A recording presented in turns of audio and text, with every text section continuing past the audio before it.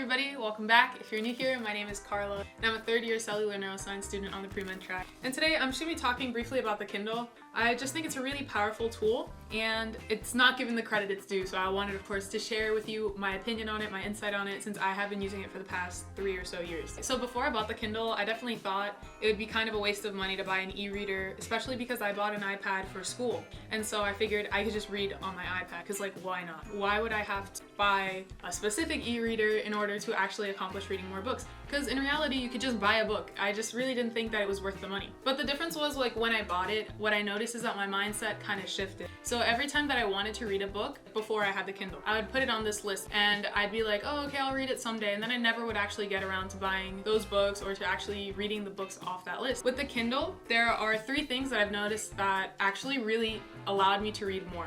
The first one I would say are the samples. I feel like it sounds so silly, but the samples are really, really helpful because instead of just going ahead and actually buying the book right away, since you already have the Kindle, you can go ahead and get a sample and you read some of it, and if it's something that interests you, of course you can buy it.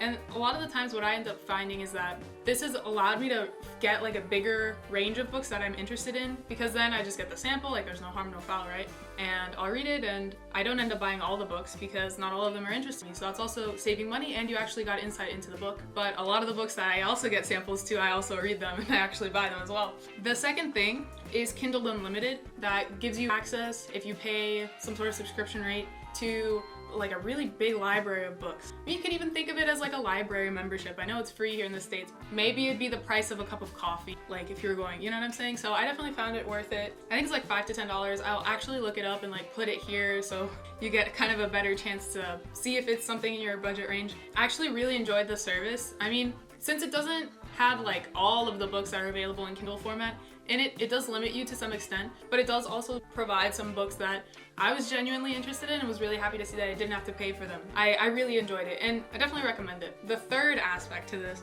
was the idea of friction, and this is something that the Amazon Kindle attacks quite elegantly, in my opinion. So friction in this context is going to mean anything it's going to be a barrier, anything that's a barrier between getting us to read more. So like I had said before, for me it was buying the books because I just found them kind of expensive, and I thought, yeah, I can buy it like cheaper from like a secondhand store or whatever, but just to do that errand, I just like would never do it. So with the Kindle, the books I believe that are offered in ebook format are generally less expensive than the ones in paper format, just because it's kind of a virtual good, like you're exchanging value, but at the same time, like they don't have to pay for production of actually making a book and like distributing it. So that's why I believe that they're cheaper and there's a lot more options. So, and you don't have to wait as long. Once you click buy, it just downloads and you got like maybe 1 minute to download. That's like incredible because it's cutting the friction to basically nil. So that's what I would say is the most valuable aspect for the Kindle. Can you do these things on the iPad? I'm sure you can. I don't know if they have like a subscription service, but I know there's Kindle app for iPad. If that's something that's interesting to you, they also have it, I think, for the iPhone and for the computer. It's kind of a wide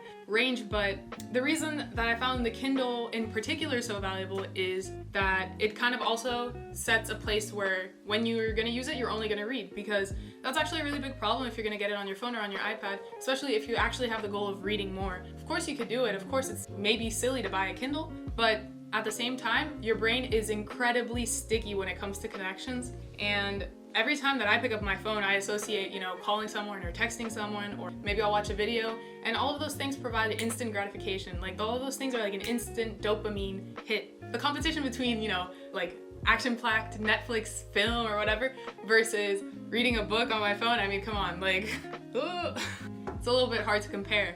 But having, somewhere where you exclusively go to read, found incredibly valuable. I do think this will increase the amount of books you're reading. I bought mine on Prime Day, so that's like I think already discounted in general, and I also got it refurbished. I don't think you gotta go and buy like the best Kindle with the best features. I think just having one, period, even if it's an older version, especially if it's used or whatever, is gonna be a very valuable tool. So I definitely recommend it. And yep, that's the end of this video. I hope you guys enjoyed it. If you want more videos like this, please leave me a comment below.